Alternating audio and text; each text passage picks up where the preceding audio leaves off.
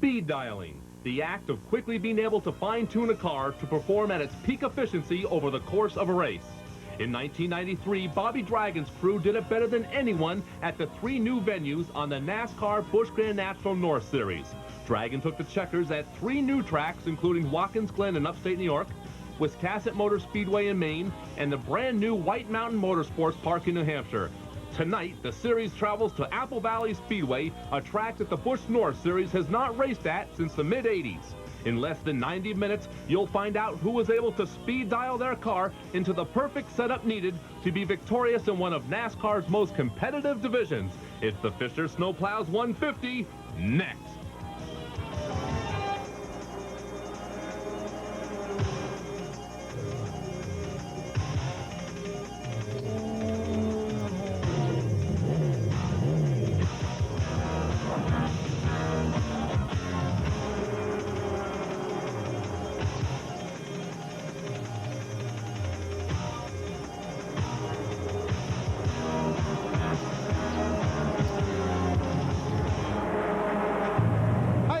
And welcome to another Pit Stop Motorsports Special here on Sports Channel.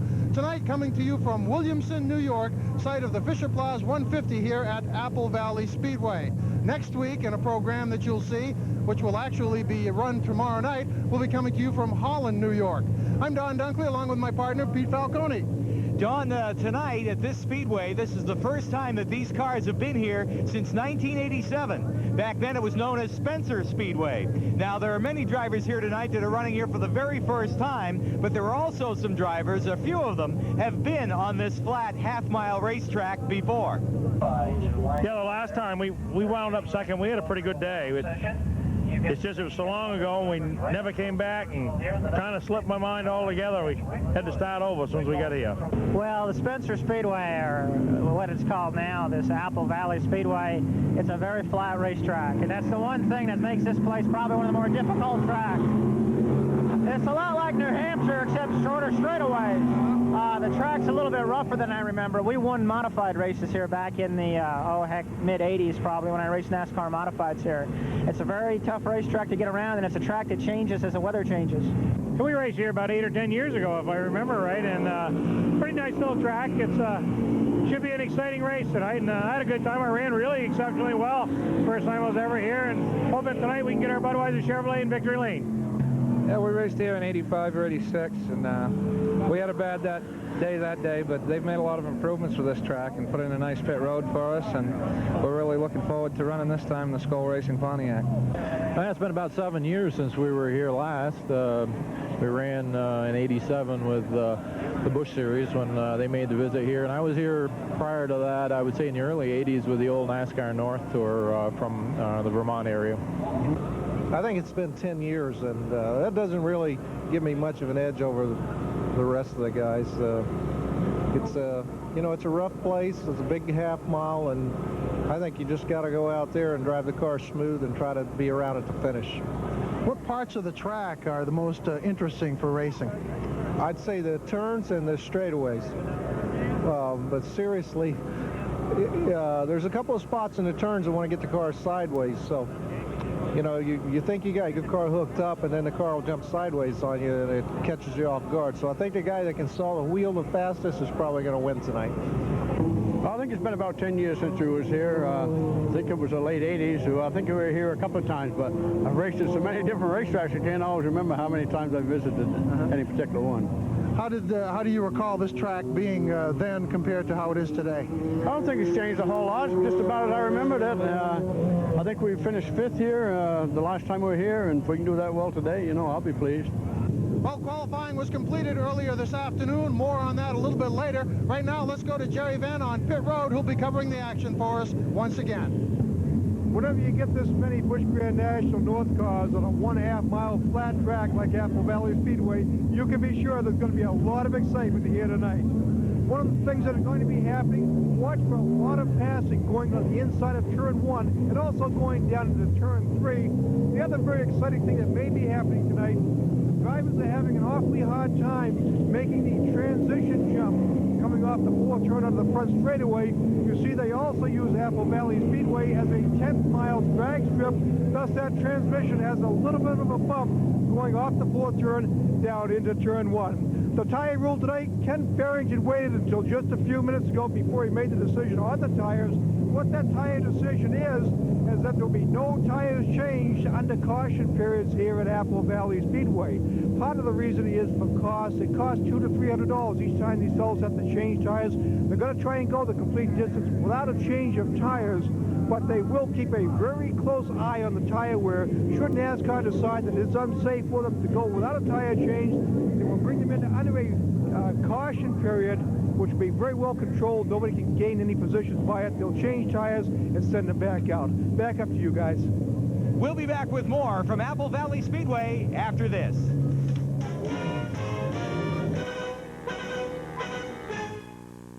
We're back for coverage of the Apple Valley Speedway Fisher Snowplow's Busch Grand National North 150 here at Williamson, New York. A chilly Friday evening.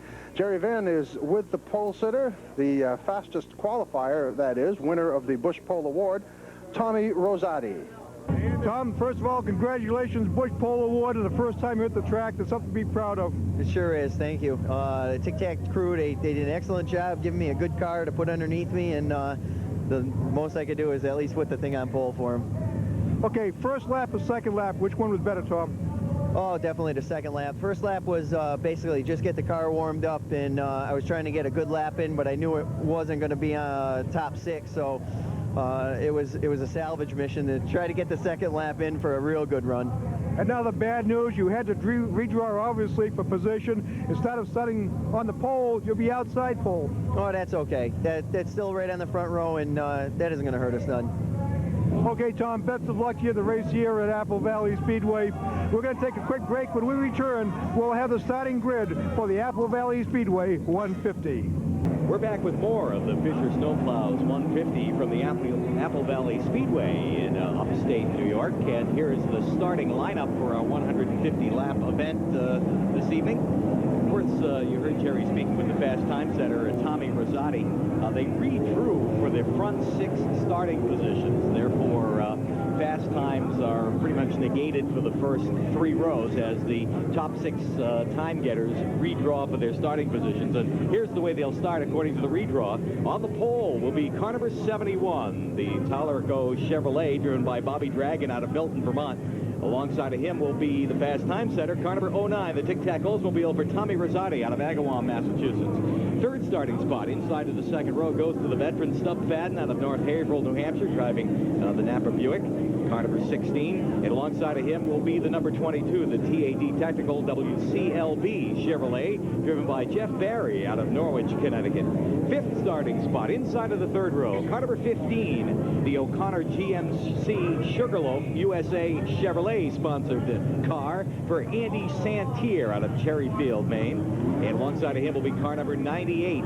That's the Lamell Lumber Corporation Buick of Keith Lamell out of Essex Junction, Vermont. All right, Pete, and looking at the fourth row, Dale Shaw, car number 7, the Skoal Racing Pontiac, will be on the inside. Martin Truex in the 56 Blount Seafood Oldsmobile on the outside. Next row is John Preston in the number 1 car. John is from Wyalusing, Pennsylvania, in the Wyalusing Hotel Oldsmobile. Aside him, number 94, Steve Roddick of Cheektowaga, New York. And how? Quit laughing, Pete. I knew I was going to do that. He's in the Equity Pace Pontiac. And defending series champion, the zero car, Dick McCabe in the Fisher Snowplows long Pontiac out of Kennebunkport, Maine. And outside, Jerry Marquis, who won at Monadnock this year in the 23 car, the Northeast Transport Group Buick. 13th starting spot goes to car number 8, Jeff Zeidema out of Worcester, Mass. in the Ocean Spray Pontiac. And alongside of him will be the current point leader of the Grand National North Tour. That's Tommy Bowles out of Ellington, Connecticut, the Bowles Racing Buick number 76. Kelly Moore starts next in position 15, the Jordan Lumber Pennzoil Chevrolet. Kelly out of Scarborough, Maine. And alongside of him will be the number 25, a rookie on the field, John Swanson out of Concord, Massachusetts, in the New England Pontiac Dealers Pontiac. And That's the top 16 spots for this Fisher Snowplow Minute Mount 150 from Apple Valley Speedway. As the starter gives them the white flag, indicating we'll go to green flag racing next time. 150 laps around, and Bobby Dragon starting on the pole, and the number 71 is one of the drivers who competed here the last time these cars ran at this Speedway back in 1987. Dragon, of course, finding his way around the Speedway, sort of refreshing his memory during the practice session earlier today, and he is starting on the pole, one of the few drivers with experience on this flat half-mile track in Williamson, New York. We're ready to go racing 150 laps for the NASCAR Busch Grand National North Series. Here they come.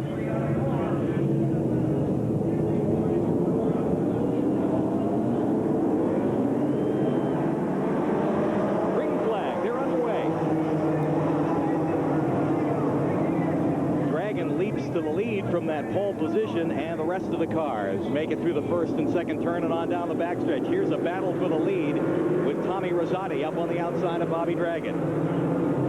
Rosati had the fastest car in qualifying. Gets a little loose out there on that turn 3. There's a bump out there. And the number 3 car, Randy Snyder, has had a little trouble. Along with the 25 car right beside him that belongs to John Swanson. No yellow. Of course, the nice part about this Speedway is there's no wall in that third and fourth turn. When they spin, they're just off into oblivion up there, and the race is able to keep going as those cars get back on the racetrack. Here's the battle for the lead out of turn 4. Again, side by side across the stripe, Bobby Dragon and Tommy Rosati. Of course, the KG veteran in the number 71 and the younger driver, Rosati, in the 09. You can see what happened up there in the third turn as those cars getting sideways. It seems that John Swanson first in the 25 and then the number 3 following him up off the track. But of course, no caution flag. We're still underway with 3 laps complete. Some of the drivers have said that turn 3 and 4, because there's no wall there, people might be willing to take an extra chance because they know if they do get loose, they're not going to hit the wall. They're simply going to go out into the grass. Leaders start to spread it out just a little bit. Dragon out in front as they come down again to complete 4 laps.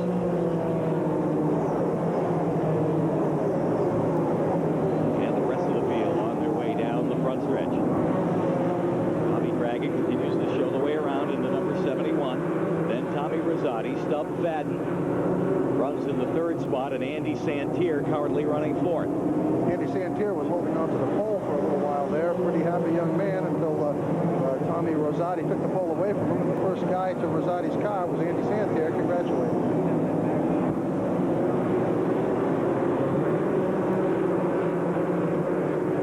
Again, the leaders have strung it out quite a bit. The tightest battle up front is for the lead, with Dragon and Tommy Rosati a little further back in the pack. We saw Jeff Seidema in the number 8. Also, the number 23 of Jerry Marquis and Kelly Moore on the move in the number 47. That's Bobby Crouch right behind them in the 6th car. Moore getting by Marquis to pick up a position. That all battle going on up in the top 10. Well, except for that little bump and grind on turn 3, it's been a pretty smooth start. We have 7 laps of 150 underway here. This is a half-mile oval, a very flat track. One driver told me it reminds me of New Hampshire a little bit, only half as long. I think the front stretch is drag strip size, and there's a little bump coming off of turn 4 that the drivers hit right there. At the top left side of your picture, you saw the cars bump a little bit coming out of that turn, so that caused a couple of spins during qualifying. Here are the leaders running 1, 2, 3 again through the 3rd and 4th turn. This time, Stub Fadden looking to make a move on Tom Rosati as they head down the front stretch. Running 1, 2, 3. Fadden now right on the back bumper of Rosati. And down the backstretch into turn 3. Dragon continues to lead. This is the first time this Busch North Tour has been here at Apple Valley Speedway. The old Busch Northern Tour was here several years ago. Bob Dragon, who had tremendous success at new tracks last year, looks like he's up to his old tricks, whatever they are. As a matter of fact, 4 new tracks last year for the Busch Busch Grand National North Series. Dragon won 3 of those races, and this is not necessarily a new track for the Busch Grand National North cars. We mentioned they were here back in 1987, and Dragon was racing with them then and knows his way around. There's Robbie Crouch a little bit further back in the pack, along with Jamie Obey and Glenn Sullivan in the number 34.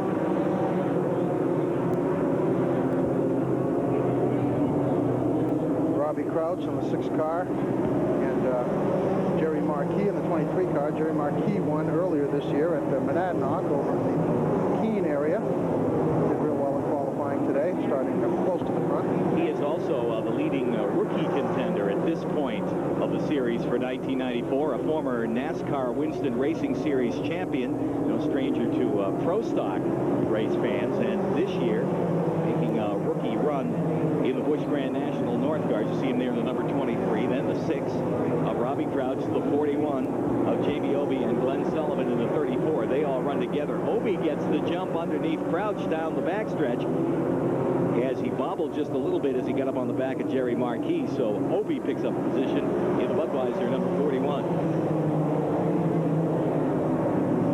Jamie Obey, 3-time champion of this division. Always a threat out there with the Budweiser car. Up front, still Bobby Dragon and Tommy Rosati. Dragon in the 71, Rosati in the 09, and a good battle going on right behind them for third as Andy Santier tries the outside of Stuff Fadden. And took it.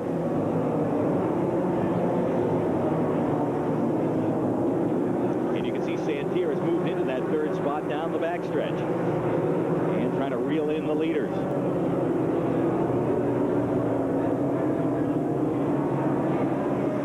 View there from the speed camera just above the start-finish line as you see the field come by. I'm sorry, Pete. Give you an indication of where your favorite car and driver are running as we watch the whole field go by the start-finish line to complete lap 16 of this 150-lap event at the Apple Valley Speedway. Bobby Dragon is maybe 30 car lengths away from his first encounter with a lapped car, and that's going to be the 17 car of Bob Brunel. That's going to be 3 or 4 laps down the road. Brunel is not running very fast in front of Bobby Dragon. There you see the top 3. Santier really on the move as he walked right by Stuff Fadden a few laps back and now goes to work on Tommy Rosati. Rosati there in the Tic Tac Oldsmobile car number 09, and Andy Santier driving the O'Connor GMC Sugarloaf USA sponsored Chevrolet. Santier looking for an opening on the inside, and look out, a spin. That's right there in the 4th turn, the number 69 of Jeff Spraker. Spraker, that spin brings out the caution flag on lap number 19. Spraker was a provisional starter starting in the 28th position. Spraker out of Latham, New York, in the WFE Challenge-sponsored Oldsmobile, gets the car refired and pulls down onto pit road. And while we have a caution flag here on lap number 19, we'll be back with more of the Fisher Snowplows 150 from the Apple Valley Speedway after this. We're back at the Apple Valley Speedway in Williamson, New York. The running of the Fisher Snowplows 150 for the Busch Grand National North cars.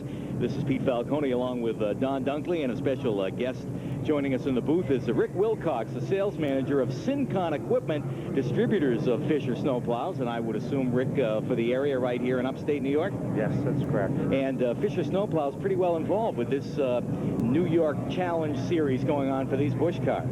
Yes, we are. We're happy to help out. We enjoy promoting the race. Well, it almost feels tonight an unusually cool night, this being run on the Memorial Day weekend. People might be thinking about buying a snowplow.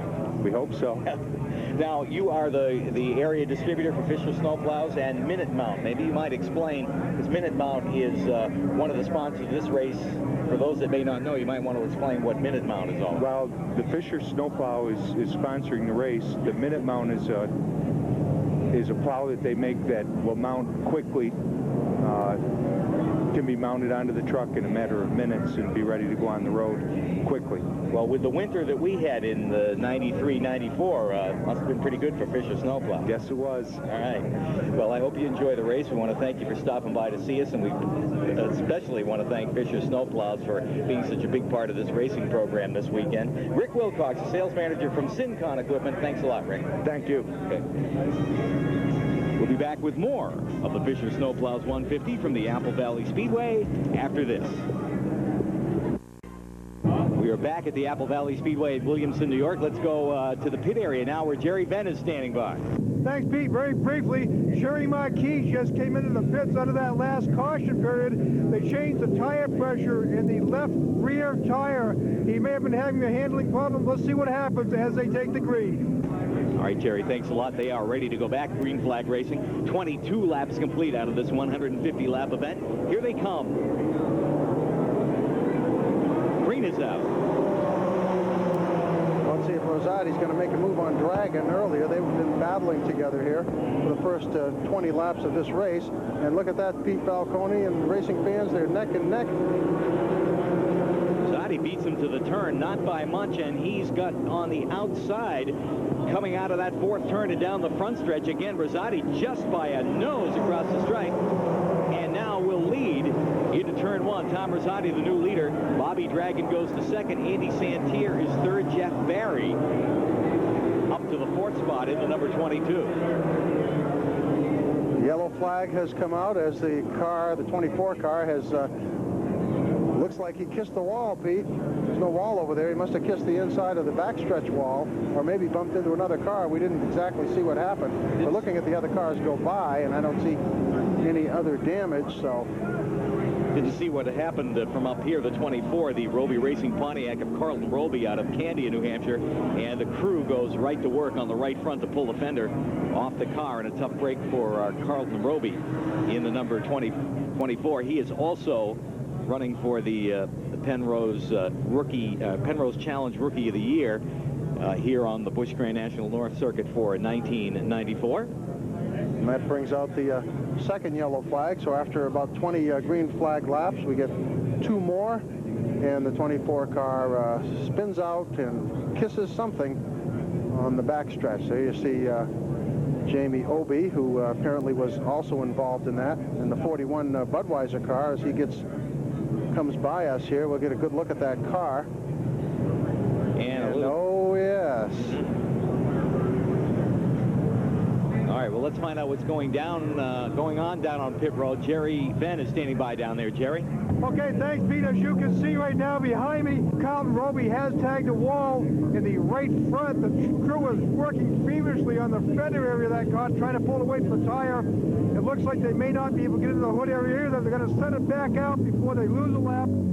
It's a tough break for Carlton Roby. They may be able to continue through the race. We'll see what happens in just a few minutes. Back up to you, Pete. Thank you, Jerry. And we have another car down on pit road. Well, Jamie Obey went down there. Also, the number 21 down on pit road. That's Eric Bodine out of Waverly, New York, in the Bodine Racing Chevrolet, a cousin to Jeff Bodine and Brett Bodine.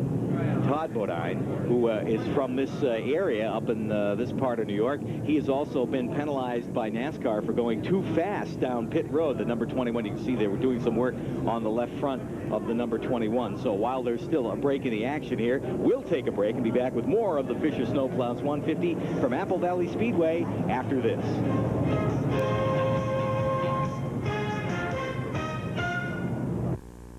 Back at the beautiful Apple Valley Speedway in Williamson, New York for the running of the Fisher Snowplows 150 for the Busch Grand National North cars. They're under caution, 29 laps complete. They head down the backstretch. Pace car is ready to pull off for the restart. And here they come off the fourth turn. Green is out once again. And Tommy Rosati back in the lead once again. Bobby Dragon is second, and a battle for third between Andy Santier and the 22 of Jeff Barry. They are tight down the backstretch and into the third turn. Jeff Barry has gone by Andy Santier on the outside to take over the third spot. Barry, who was the fifth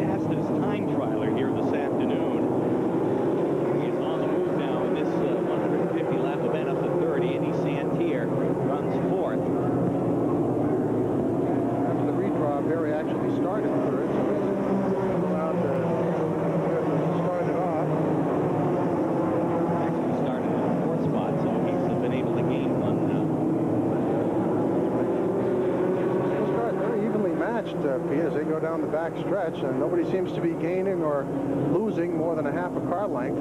Looks like a flat left rear tire for Jeff Zeidema in the Ocean Spray car number 8. Zeidema out of Worcester, Massachusetts. Sparks coming from that car as his left rear tire has gone completely down. He'll head to the pit area.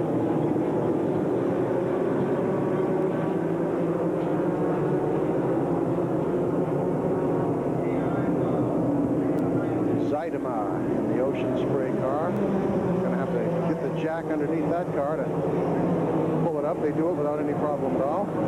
Well, as fast as they work, they'll lose a lot of time already. A lap down, probably go 2 or 3 down as the changing a tire here on a short half-mile oval. Certainly put you down a few laps, that's for sure, if you're not doing it under caution. Back underway, Jeff Zeidema in the Ocean Spray Pontiac number 8. Here are the leaders down the backstretch. Tommy Rosati in the 09 and Bobby Dragon in the 71. Dragon sees an opportunity as they head through that 3rd and 4th turn, looks to the inside, and here's a drag race down the front stretch. Look at that race for 3rd place, Pete, between Jeff Berry and Santerre. A couple of really nice battles up front. Those are just the up front battles. There's lots of action going on back further in the pack as well.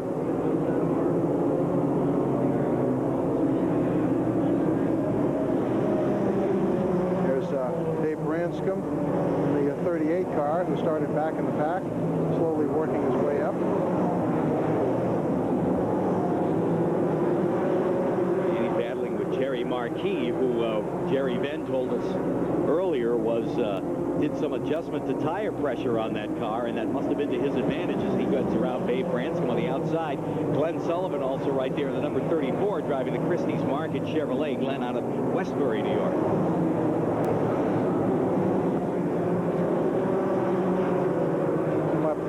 Here at Apple Valley Speedway, the Busch North 150. It's the Fisher Snowplow Minute Mount 150.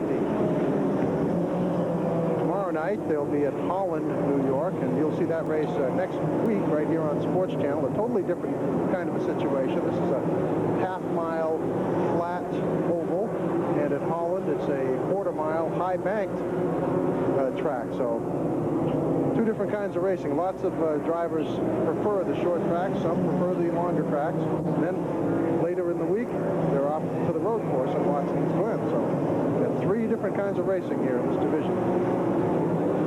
This is the race for 3rd out there between Jeff Barry in the 22 and Andy Santerre in the 15. And Santerre just walked right by him going into turn 3. Looked like Jeff Barry got up a little high, and Santerre was able to get a grip underneath and went right by. Jeff Barry seems to be slowing just a little bit as Andy Santerre begins to pull away in 3rd spot. He's got a ways to go before he catches the first 2 cars, the 09 of Tommy Rosati and the 71 of Bobby Dragon, as they head down the front stretch. Tommy Tommy Rosati looking for his first win. Had one top 10 finish last year, 1993, and would like to pick up a win here tonight at the Apple Valley Speedway. Meanwhile, further back, John Swanson in the number 25 being passed by Robbie Crouch in the car number 6. Crouch, of course, a new ride for him this year, the Auto Palace Valvoline Pontiac. Picks up a spot as he gets around John Swanson in the 25. This is the 3rd standalone Busch North race of the season. They've had 2 combination races, one at Nazareth and one at New Hampshire, and actually another one at Daytona earlier in the season. So 3 combination races, and some of the drivers that I talked to, Pete, including Tom Rosati, are kind of relieved that those combination races are behind them and they can get to work in their own division. Well, this is where the bread and butter come for the teams of the Busch Grand National North Series as they race throughout New England and New York, also Pennsylvania. And this is part of a 3-race series here tonight at Apple Valley Speedway, then at the Holland Speedway, then race 3 of the New York Challenge takes them to the road course at Watkins Glen. Very busy couple of weeks for the Busch Grand National North teams. We see that battle continue for the lead. Coming up on some lap traffic now. Tommy Rosati in the 09, Bobby Dragon in the 71. Dragon Dragon's right with him. Andy Santier has caught them as they are slow just a bit behind Jeff Spraker, who spun earlier. He's going another lap down as they go by him on the outside. Santier slowly reeling in Dragon and Rosati. You can stay with him through this lap traffic. There they go by the number 70 car of Jim Boardman. Put him another lap down.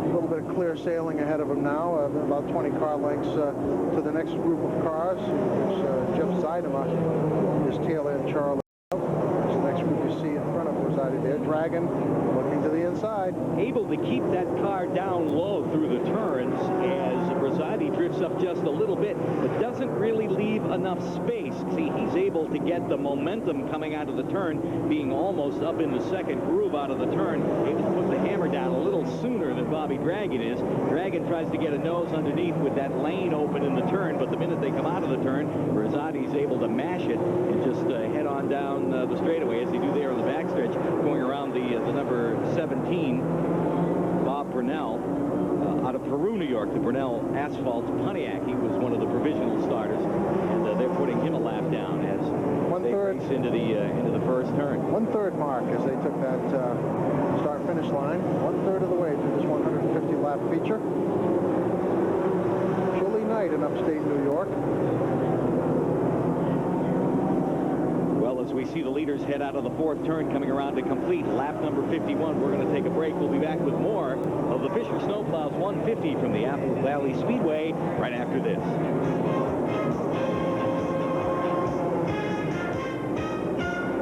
More of the Fisher Snowplows 150 from the Apple Valley Speedway. This is Pete Falcone along with Don Dunkley, Jerry Ben covering the pit action for us tonight. Of course, next week you'll be seeing the Busch Grand National North race from Holland, New York, second of the three New York race series for them. And the following week, we go back to the NASCAR Modified Featherlight Tour. They'll be at the Lee USA Speedway in Lee, New Hampshire. We'll have that race for you 2 weeks from tonight.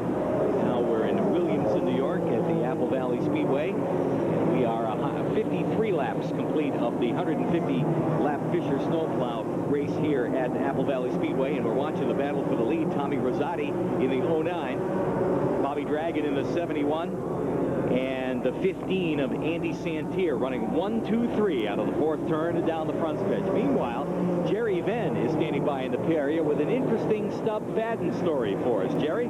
Well, thanks a lot, Pete. It is a very interesting story.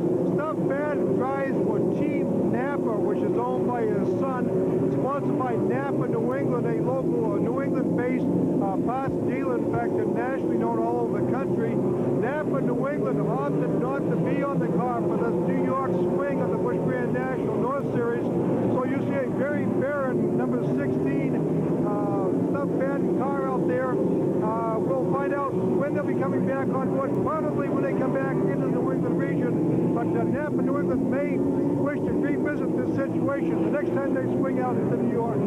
Back up to you guys. All right, Jerry, thanks a lot. As Jerry's got his thumb on the pulse of what's going on down there in the pit area. And interesting news from the Stub Fadden pit, who's off to a great start for 1994.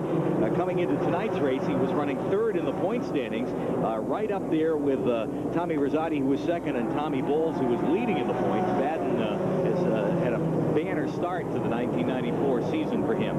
Meanwhile, the leaders race through the first and second turn and on down the backstretch.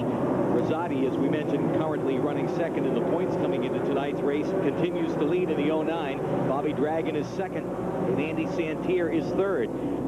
Santier looking to the inside of Dragon, and look out, they just barely touch out of turn 4. A little bit of a dip in the track there, Don, in turn 4, as was explained to us by one of the track employees earlier today. There's a drainage ditch that runs underneath that turn, and with the winter frost, it causes the track to sink just a little bit, so we got a little bit of a bump where they come out of turn 4, and you can see that can create a handling problem, particularly when you're trying to keep the car low out of turn 4 and down the straightaway here at Apple Valley. Further back in the pack, we see last year's champion Dick McCabe in the 0, and Kelly Moore, who was the winner of the opening of the Busch Grand National North season for 1994. Actually, their standalone races back in New Hampshire International Speedway earlier, and he is battling with McCabe. That's a little further back of the pack. Interesting thing we saw there just a moment ago with Kelly Moore as the hot brakes on the left front of that number 47 almost looks like flames. Meanwhile, the battle for second spot now going into turn 3. That's Andy Santier doing it the hard way up on the outside and just a little too hard in that tricky third turn, and Dragon's able to come back and reclaim that second spot. Jeff Barry right there in the number 22. He'd like to get in on a piece of the action too. That is the race for second. Bobby Dragon's a crafty veteran out there, and he knows that he's got to keep low here in this track to keep Andy Santier from going to the outside, and he knows he's not going to go by on the inside. With Dragon being stingy about leaving any space down there as you see them go through that turn. Battle goes on. Rosati's been able to pull away. Now Santier goes right by Dragon as we've got a spin up in the third turn area. That's John Swanson in the number 25. He's been there before tonight. No yellow. Yeah, the yellow flag has come out now. And Andy Santier made the pass on Bobby Dragon to come up into second place behind Tommy Rosati. So those two have switched. Jeff Berry still in fourth place at the 63 lap point here in the Fisher Snowplows Minute Mount 150 at Apple Valley Speedway in Williamson, New York. When we come back, we'll take a look at a replay of that last action here on Sports Channel.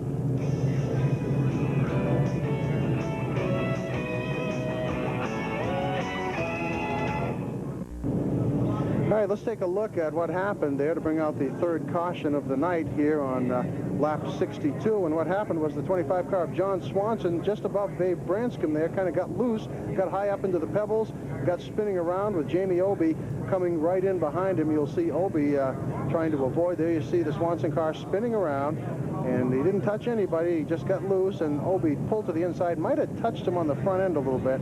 I couldn't exactly see, but there you see John Swanson, his second time in the grass up there on turn 3. Let's get on to pit road. Jerry Venn has an update for us. Well, thanks a lot, Don Duckley. Right now, we've got a lot of very happy car owners down here at pit road. As we told you earlier, NASCAR has opted not to allow the teams to change tires under yellow caution flags during this race tonight. Why? Because they think they've got a good tire in the McCreary's, number 1. Number 2, they're trying to save some money for the race drivers. As you'll see right now, this is something you don't normally see during a race. There's 4 McCreary's all bolted up, ready to go, but they probably won't be used here tonight. That's a lot of money in the race driver's pocketbook. Back up to you guys. All right, thank you, Jerry. Almost like winning an extra prize, I guess you could say, Pete. Having to run through the extra tires. The Snake King car, number 21 car of Eric Bodine. And matter of fact, we do have some people we want to thank for helping us with our trek to upstate New York this weekend. Ken Carpenter RV of Hillsborough, New Hampshire, and Fuller Motorhomes of Boylston, Massachusetts. Bobby Fuller and his motorhome business down there. Those two generous companies providing the housing for the big Pit Stop Race Series staff this weekend. Also thanks to Racecom of Windham, Maine.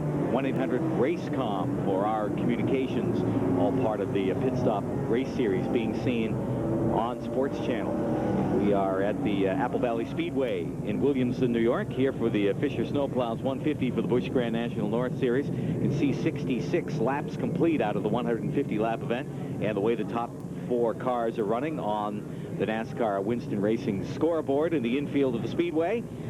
Cars are ready to go. Green lights are off on the pace car. Get back to action, and we've had plenty of it so far in this event. You know, Andy Santier had been on the move. He just went by Bobby Dragon to move into second place, and let's see who gets the jump. And it's 3 wide almost coming out of that turn. Well, this time Santier's going to go for it all as he hangs to the outside of Tommy Rosati. They head off the second turn and down the backstretch. Santier with a jump from that outside groove, and he takes the lead on the backstretch. Andy Santier in the number 15. The O'Connor GMC Sugarloaf USA-sponsored Chevrolet, the new leader. Rosati goes to second.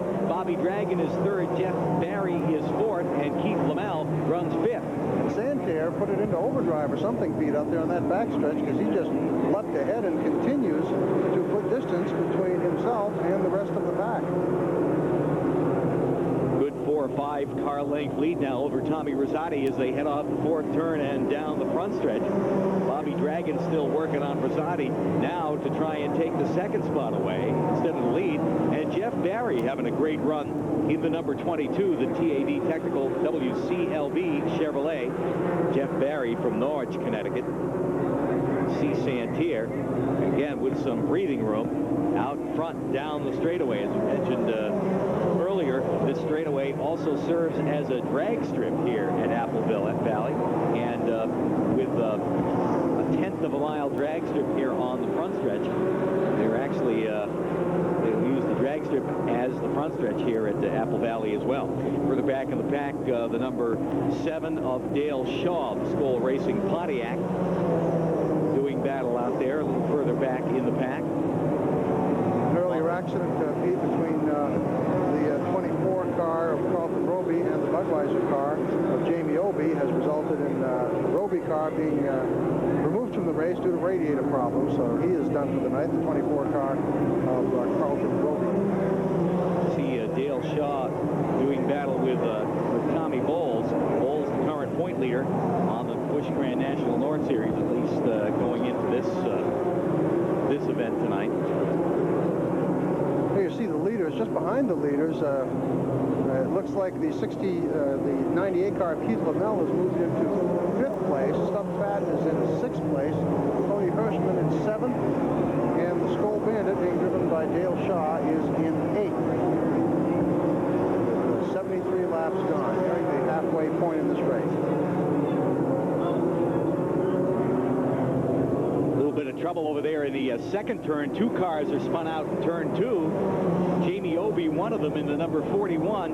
He's able to get away, as is the number 99, Steve Nowakowski, who was the winner of the Consi. And look out, Obey pulls out right in front of the leaders on the backstretch. That holds up Santerre, and Bobby Dragon takes the lead. Obey pulled out onto the racetrack and slowed down Santerre. He's back a few spots. More trouble right at the pit road. That's John Preston in the number 1 and Jeff Barry in the 22. They mix it up. You can see the damage on the front of that number 1 of Preston's car. And Jeff Barry, who'd been running up front, now way back. Meanwhile, the 99 of Nowakowski, all kinds of steam coming off the front of that car, and he is down on pit road. Wild action just as they were getting the halfway mark for 75 laps complete. So your new leader is Bobby Dragon in the number 71. And he has got a good-sized lead as he was able to get the lead. Obey actually pulled back up onto the racetrack right in front of the leaders, slowed Santerre way down, and Santerre actually back into the 3rd spot now. Dragon is the leader. Obey, who's in between them, is a lap down. Caution flag is coming out. The NASCAR officials notified us that there's some oil on the racetrack in turn 3. Brings out the caution flag with 77 laps complete. We're going to sort this one out. We'll be back with more of the Fisher Snowplows 150 from Apple Valley Speedway after this.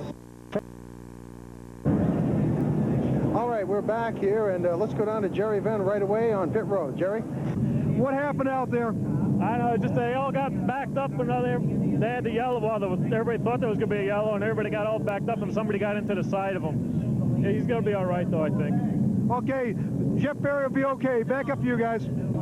All right, so you can hear the excitement down there on pit road as we had a wild time just prior to that caution flag. The yellow actually came out for some oil on the track, but we had a couple of cars involved. You can see Jeff Barry's number 22 as he mixed it up earlier. All right, let's take a look. Before the yellow came out. See what happened there. Now you see the 99 of Nowakowski and Obey had mixed it up in turn 2. Obey pulls back out onto the racetrack. and right in front of the leaders. Andy Santerre literally had to get on the brakes, and that allowed Bobby Dragon to get by him and take the lead. Santerre actually lost second spot to Tommy Rosati, too. I'm sure Santerre went, wow, with all of a sudden a race car right in front of him. Obi making his way out of the infield. Here's another angle of that incident where Jamie Obi gets him low underneath Andy Santerre, pulls directly in front of him. You see Santerre hit the brakes and kind of swerve back and forth, and then Bobby Dragon goes underneath both of them and into the lead. I think what we saw there was that Obi hit some sort of a possible gully coming out of the infield, and that almost rocketed him up into the air and kind of lost control. That's what got him up in the middle of the racetrack. We'll be back with the restart of this event. More of the Fisher Snowplows 150 from Apple Valley Speedway after this. When Napa team driver Stub Fadden wants to reach the winner's circle, he has his crew reach for race-tested, genuine Napa auto parts. When the safety of his family is on the line, he puts his trust in his local Napa auto parts store.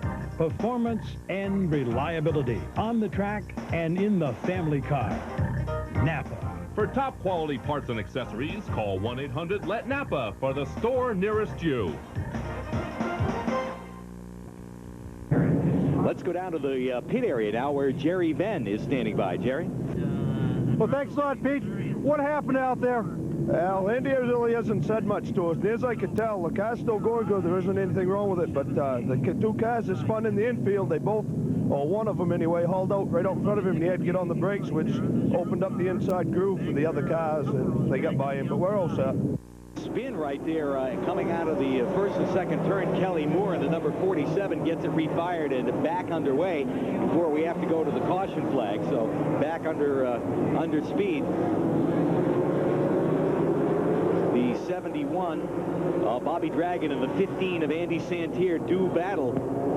Santerre would like to get that lead back. Here's a replay of what happened right at the start of the restart of the race. The reason why we saw Kelly Moore spin. Kissed from behind by the 23 car. Several cars were mixing it up. That was right at the start of the restart going into the first turn. Here's that battle for the lead once again as they head out of the fourth turn. And oh boy, Bobby Dragon hung it out that time and lost just enough time for Santerre to climb up alongside. Dragon trying to come back. They are side by side off the second turn and down the backstretch. That's Keith Lamell on both of their tail, waiting for either one of them to make a mistake. You can see them fishtail out of the turn as Dragon comes back, dives down on the inside out of turn 4 and down the front stretch. Just about a dead heat across the stripe. Santerre comes back, and now Dragon trying to come back on the inside. Out of turn 2 and down the backstretch.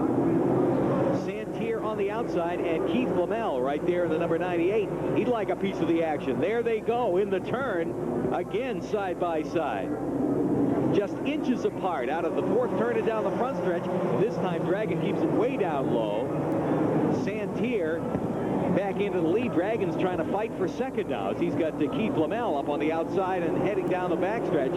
Lamell and Dragon are side by side. Bobby Dragon may just be working too hard to keep that car low, heating those tires up and maybe losing some of the grip as now Keith Lamell goes by on the outside to take second spot.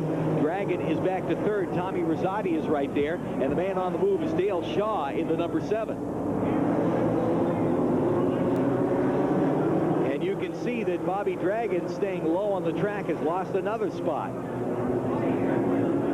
He may actually have a tire going down. As you saw some sparks going into the turn, he is staying low on the track, and everybody's going right by him. A tough break for the veteran Bobby Dragon in the number 71. Again, sparks from the bottom of the car, either a tire going down or suspension problems, and he's getting jostled around as everybody tries to get around him on the backstretch.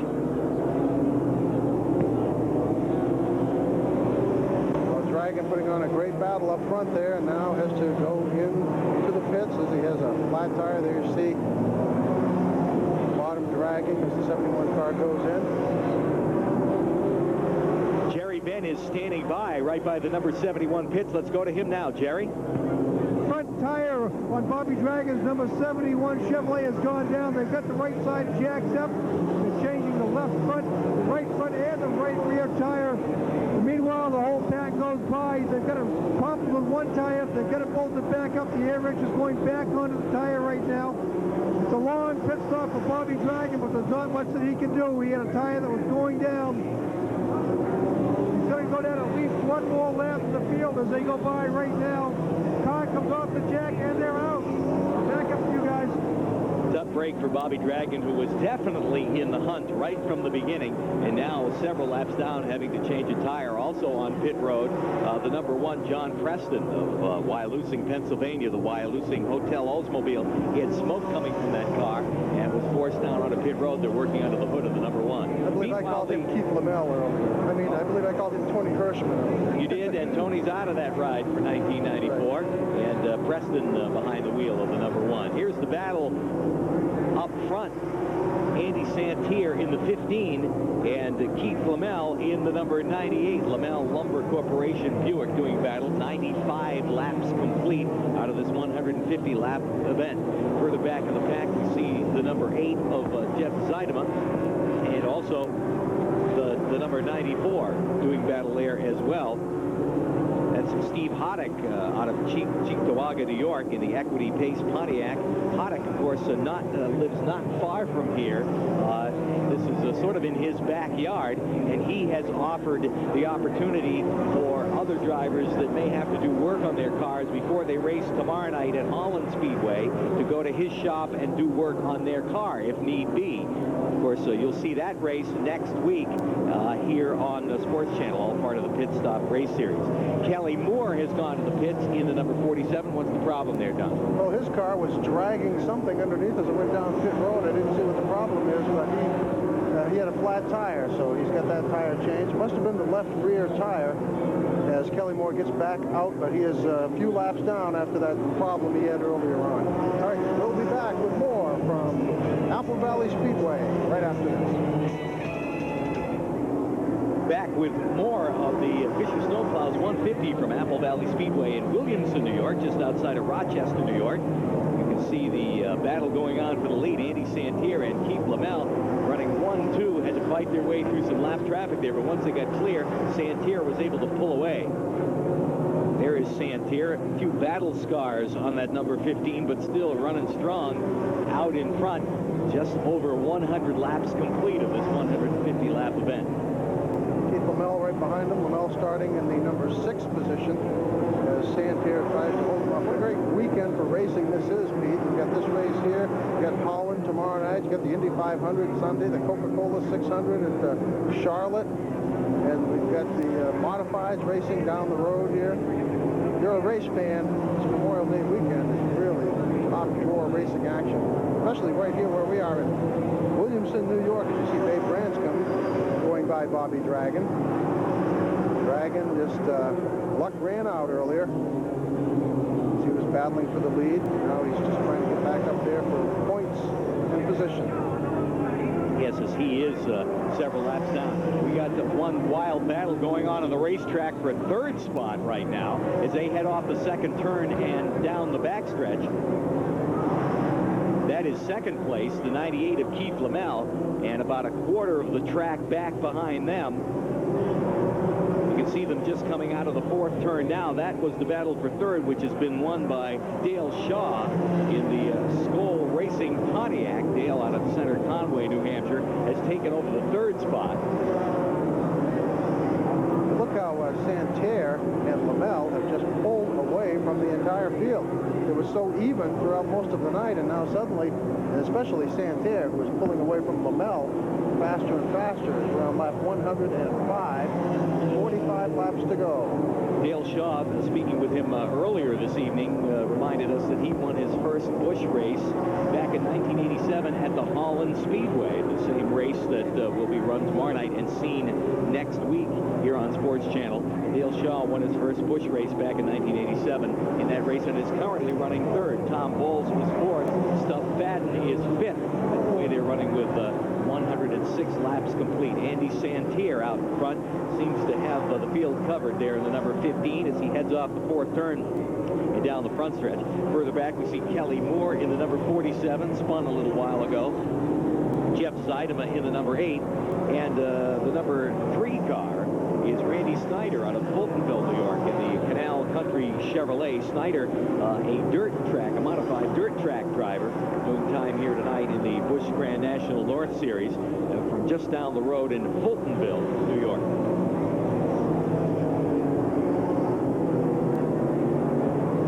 Andy Santier, the leader, started 5th here tonight. Currently, Keith Lamell, who started 6th, is running 2nd. Dale Shaw is running 3rd, coming from 7th spot. And Tom Bowles, who's running 4th, came from the 14th starting spot. Here is a good battle going on. Dick McCabe going by early leader Tom Rosati. Rosati led here for quite a while. McCabe gets by him to pick up a position. McCabe, the defending Busch Grand National North champion in the Fisher Snowplow sponsored car number 0. Here's Rosati in the 09 and the 22 of Jeff Barry, the 25 of John Swanson. Also the number 94 out there of Steve Hoddick. 71 of Bobby Dragon. All of those cars, with the exception of Rosati, I think are running at least a lap down. They've all been involved, possibly not Hoddick, but we do know that Swanson has spun a couple of times. Jeff Barry was involved in a skirmish. Now Santier is getting into some heavy lap traffic as he goes into turn 1. There he is. He's just made it by a couple of cars, and now he's coming up on Jeff Spraker car. Well, let's go down to the pits where Jerry Venn is standing by with Ken Farrington right now. Jerry? Okay, Ken, they've got an 11:30 curfew here. We've got about 30 or 40 more laps to go. Can you make it before the curfew? If not, what happens? It's going to be close, but if they called the curfew, that would be the end of the race right there. Okay, and what about the tire wear tonight, Ken? Has that been a concern? No problem. No problem. Okay, that's the word from Ken Farrington down here in the pits. That's the official word from the NASCAR officials, as Jerry alluded. An 11:30 curfew here at Apple Valley Speedway. The Speedway, of course, trying to keep with the wishes of the town of Williamson, New York, and cut their racing by 11:30. And therefore, with, what do we got? Another 37 laps to go. Yep, 36 laps to go now, and 9 minutes to do it in. And you see Kelly Moore going underneath the Budweiser car of Jamie Obey. Moore trying to work his way back after getting a flat tire and getting down a couple of laps. A couple of veterans on this tour, Kelly Moore and Jamie Obey. Meanwhile, the moon coming up over turn 2. The blazing New York moon out there. Andy Santier out in front. Robbie Crouch there, and Andy Santier about to lap Robbie Crouch. You don't see that happen too often, as Robbie Crouch going to go down a lap now. A number of these cars showing a few battle scars in the way of dents and dings on some of the bodies. Again, this is a flat half-mile oval, and a little bumpy too, and that can play havoc with the handling of some of these cars, and they have jostled around and used each other to straighten themselves out. There's Dale Shaw in the number 7 and Stub Fadden in the 16. That is the battle for a 3rd spot, as Dale Shaw runs in 3rd, Fadden in 4th, Tom Bowles is 5th. Here's 21 slowing down, of course. The Bodine car. Eric Bodine out of Waverly, New York, the Bodine Racing Chevrolet, and takes it down onto pit road. It looks like he's been through a race tonight. Not his first trip to pit road tonight, we might add. And for those who may be wondering, yes, part of the Bodine Racing family, not immediate family, but the cousin to Brett and Todd and Jeff Bodine. Of course, those boys all grew up here in this part of the country, the New York area.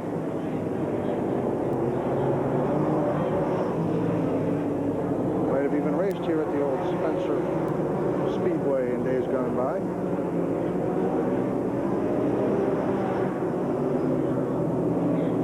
119 laps gone of a 150-lap feature here at this half-mile oval. There's the Andy Santerre going into turns 1 and 2. Keith Lamell right on his tail. And Dale Shaw in the 7 car, and then Stub Fadden is in 4th place right now. You see Santerre and Lamel. Is Lamel getting a little closer to Santerre? Santerre, you don't suppose he's working a little too hard to stay up front there and getting little loose tires under him, perhaps? Well, I think he knows that he's got a comfortable lead, and with less than 30 laps to go, I'm sure that as long as he keeps Lamel in view, doesn't need to totally wear the car out. You can see Tom Rosati, an early leader in the Tic Tac Oldsmobile Carnival 09, and Kelly Moore in the 47. A little further back in the pack, that action going on out of turn 4.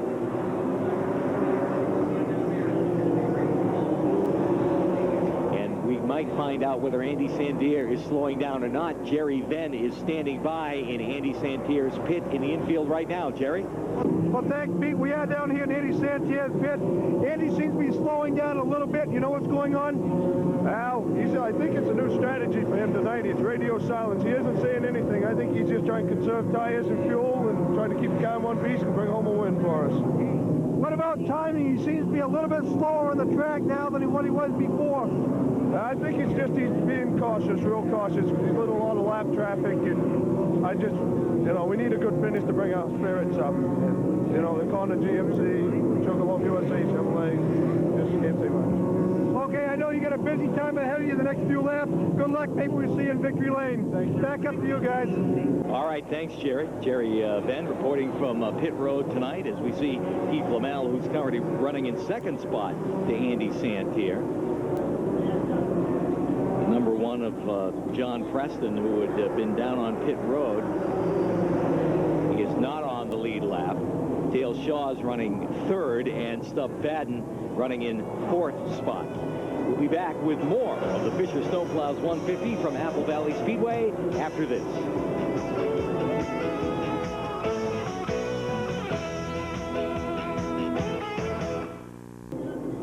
We are back at the Fisher Snowplows 150 from the Apple Valley Speedway in Williamson, New York, under a, 3/4 moon, I guess. This is Pete Falcone, along with Don Dunkley and Jerry Venn. And we are watching the last 20 laps or so of this Fisher Snowplows 150, the battle for the lead between Andy Santerre in the number 15 and Keith Lamel in the number 98. While we have this opportunity, we want to mention what a beautiful facility the Apple Valley Speedway is. If you have an opportunity to make it up here to this part of New York, Williamson, New York, just east of Rochester, New York. Fine racing here every Friday night, NASCAR stock car racing. They've done a wonderful job with the racetrack the last couple of years. We had hoped to talk to Todd Hartman, the track owner, earlier, but we've been running out of time. If we get a chance, we will talk to them, but they've done a wonderful job with this racetrack. It really is a beautiful facility, and some of the support divisions here tonight are the divisions that run regularly on Friday night. We saw some great action,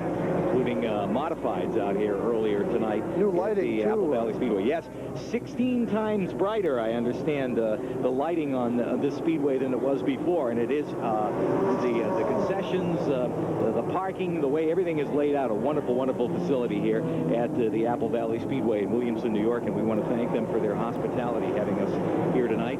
The drivers are especially happy with the newly constructed pit road just to the inside of the track, too. I've heard lots of good comments. The pit road is only about 3 weeks old, I understand, which was first use of the pit road put in here for this and the modified races as well. That brand new pit road here in the infield of Apple Valley Speedway. Meanwhile, out on the racetrack, the half-mile oval here, we've got a battle going on for 3rd spot. That's Dale Shaw in the number 7 and Stub Fadden in the 16. Fadden right on the back bumper, and he is trying to take that spot away as time is running out of this 150-lap event. All right, we've found out that the curfew will not be a factor, Pete, so they're going to run this 150 laps. So we can forget about that part of it. Look at this battle for 3rd spot. Dale Shaw in the 7, Stub Fadden in the 16, and Tommy Bowles in the 76. All right there. That is the battle for 3rd. There's Kelly Moore. up front, that's Andy Santier coming up behind Kelly Moore, who is lapped, as well as the number 31 of Raleigh McDonald. This is going to hold Santier up a little bit. That's right. Keith Lamel is right there in the number 98. I can bet he's right there, too, and he's ready to make a move the minute Santier gets hung up, as he is now. Lamel looking to the inside, and this is where you've got to make a decision. Do you just stay behind the leader and follow him through? And Kelly Moore has gotten around Raleigh McDonald, so now they can both get out of the way and allow the leaders to get by. Santier in the 15, Lamel in the number 98. They're lap 136 now. Laps winding down. This first of 2 consecutive nights of racing here in upstate New York. As we mentioned, next week here on Sports Channel, you'll see the Holland race, which will be run tomorrow, Saturday night, part of our Pit Stop Racing Series. Keith Lamel having a tough time getting around Raleigh McDonald to get past that lap car, the number 31, and that has allowed Andy Santier to open up a real comfortable lead. Andy Santier, last year's Rookie of the Year, looking for his first win in the Busch North Division. When he thought he had the pole there for a while before Rosati took it, he was jumping up and down for joy. If he takes that checkered flag, the kid is really going to be excited. This is the race from third on back. Dale Shaw in the 7, Stub Fadden in the 16, Tom Bowles hanging it way up, and there may be trouble with the number 76. He'd been in that hunt for the third spot, way up high in the racetrack, brings the car back down, but not before losing a couple of spots. Tommy Bowles, as we mentioned, was the point leader for the Busch Grand National North Series going into this event tonight, leading by 5 points over Tom Rosati, and now he's lost a couple of spots. A little tight action there in the first and second turn. Now Santier's got to get by Babe Branscombe, and then he's got a clear pathway, about a half of a lap of nobody else in front of him after he gets by the Babe. You see Keith Lamel in the number 98. There's that battle for third. Glenn Sullivan right there in the number 34. Stub Fadden in the 16. Now Santier's gone by Branscombe. There he is. Clear sailing ahead. And right now he can hear every little rattle going on in that car, hoping that thing holds together for 9 more laps to give him his first Busch North victory. We mentioned that battle back there for third. Dale Shaw in the 7. The 71 of Bobby Dragon. He is a few laps down after having to change both right side tires on that car. But we've got a heck of a battle going on between Dale Shaw in the number 7 and Glenn Sullivan in the 34. Sullivan, of course, driving the Christie's Market Chevrolet alongside the Skoll Racing Pontiac of Dale Shaw. And look at that. They rub going into the turn. You see some smoke off the right front of Dale Shaw's. His tire rubs up against Sullivan's number 34. I'm not sure whether Sullivan is on the lead lap or not. We'll have to check with NASCAR scoring to find out for sure. But Stub Fadden, we do know, is on the lead lap, and he is able to move on the outside of Dale Shaw as well. Fadden has moved up a position. Well, if there's anybody holding back anything, now is the time to bring it out of the bag of tricks and put it to work. Lamel goes to the outside of Kelly Moore. There's a spin out, and that is going to bring out the yellow flag with 6 laps to go as the number 8 car belonging to Jeff Zeidema gets turned around. Flat left rear tire on Zeidema's Ocean Spray car number 8.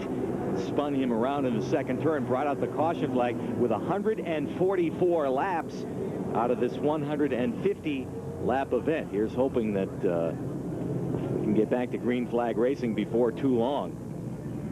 Well, we're at lap 144. We've got 6 laps to complete, and we are past the 11:30 hour, but I understand the curfew has been waived, so that will not be a factor depending on how long this yellow flag stays out. Shouldn't be very long. No, as a matter of fact, NASCAR says that they're going to go green in 1 more lap. So before they do go green, we'll take a break. We'll be back with more of the Fisher Snowplows 150 from Apple Valley Speedway after this.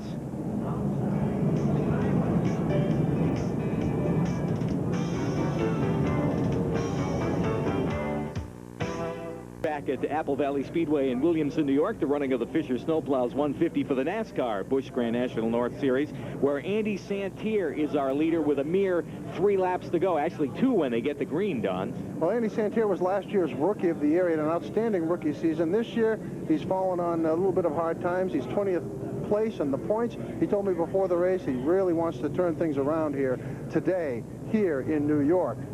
For second fastest qualifier, and with 2 1/4 laps to go, he is in the lead. The pace car goes to pit road. Pete Falcone, let's see what happens. Well, here they come for the green, and this is going to be a 2-lap sprint to the finish. We did find out that the 34 of Glenn Sullivan is on the lead lap and restarts in 3rd position. Stubb Fadden is 4th, and as Don mentioned, Keith Lamell running 2nd in the number 98. He's just a little loose off the turn, but he stays with Andy Santier as they head into turn 3. Here they come off the 4th turn. They'll get the white flag and just 1 lap to go. This time, 1 to go. Andy Santier making his way through the 1st and 2nd turn. A spin right there in the 1st turn. There'll be no yellow. Everybody's straightened out. Everything's okay. Here comes the finish. For the checkered flag this time, Andy Santier with 1 more turn to make. Keith Lamell on the back bumper. Here they come down the front stretch, and Andy Santier will win it. Keith Lamell for 2nd, but you can see trouble in the 4th turn. We don't know who's going to finish after that. A massive collision. Big pile up in turn 4. Checkered flag is out, but it took out some of the front runners, including Stubb Fadden. He's getting refired, trying to get going. Several cars have gotten by him. Tommy Bowles has been running up there as well. He pulls away. We're going to have to wait and see on the official finish. John Swanson's number 25 is there. Several cars piled up in the 4th turn, coming down for the checkered flag. We do know that Andy Santier has won it in the number 15, and Keith Lamell finished 2nd. After that, we'll have to wait and see, because after that, those are the cars that were involved. There's Santier bringing the car, trying to turn it around on the front stretch and bring it back to victory lane. Andy Santier taking a sort of a reverse victory lap and waving to the crowd as he makes his way down the front stretch, going in the usual opposite direction, but he's waving to the very happy, friendly crowd here at Apple Valley Speedway on a big win in the number the 15.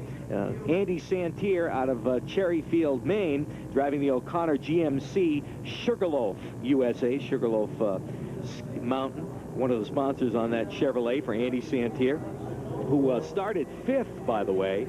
He's doing the complete reverse victory lap all the way around. He is a happy guy. Don, you were just saying on the restart how he'd been off to a slow start for 1994, and he's got to be happy about this one as he waves to the whole crowd all the way around. He wanted to get back on the right track, and I can't think of a better way to do it unless you can win the pole, too.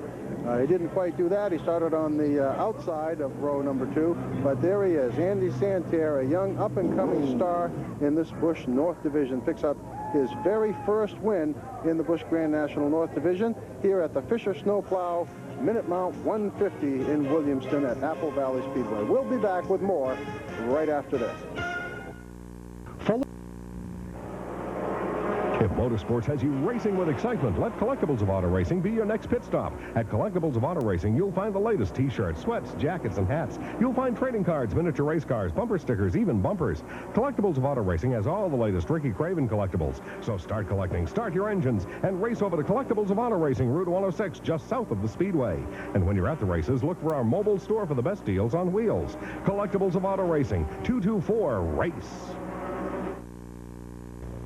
We are back at Apple Valley Speedway in Williamson, New York, where we have just witnessed the Fisher Snowplows 150 for the NASCAR Busch Grand National North Series. This is Pete Falcone, along with Don Dunkley up in the booth and doing duty down in the pits tonight. And also in Victory Lane is Jerry Venn. Okay. Andy, first of all, congratulations. Well, we just can't say enough, I'm telling you. I'm real happy for my team. I mean, they worked hard, and we've been let down a couple times this year with just troubles, and tonight was the night. We all knew it before the race. We had a real good feeling about the race, and I'm telling you, I wondered a couple times when I lost the lead up there, and cars spinning in front of me and rubbing, and that's all part of racing. And a lot of guys out there gave me a lot of good breaks tonight, let me by and wave me by, and they know that I'll do the same for them if they're leading, so I really appreciate that. And I just want to say this Sugarloaf USA O'Connor GMC Chevrolet Lumina was running, superb. I mean, you couldn't ask for a better race car tonight. I mean, the thing was awesome. Dave McMaster, Butler McMaster Automotive, the whole crew there has been working really hard on our engine program. And I'm happy to say this engine is a strong engine, and she didn't miss a beat tonight. So I'm really proud of everybody involved. My car owner, Mike and Pam O'Connor, they couldn't be here tonight. It's the first race they've missed, but which is really too bad. And they're not going to believe us when we call home, but there's going to be a lot of happy people in down East Maine, I can tell you that. Andy, tell me about that scary moment when you looked up and Jamie Obie was right in front of you on the back straightaway. Yeah, well, I saw a car coming out off from my left, and he was on the inside of the racetrack, and I said, well, I'm all set. I'm on the outside. Next thing I know, he'd drive right across in front of me, and I just had to stop because, you know, 2 other cars went under me, and they took advantage of that. So, but I was real lucky I didn't hit him. You know, I was lucky to keep going, and then I got high in the corners a couple times trying to get around some cars, and it was real slick on the top of the racetrack. But I'm telling you, this thing, anybody could have drove it tonight. My mother could have won in this race car tonight. Andy, congratulations. They say the second and third come a lot easier than the first one. We hope to see you here in Victory Lane again real soon. Well, hopefully tomorrow night at Holland we'll be in Victory Lane again. Back up to you guys.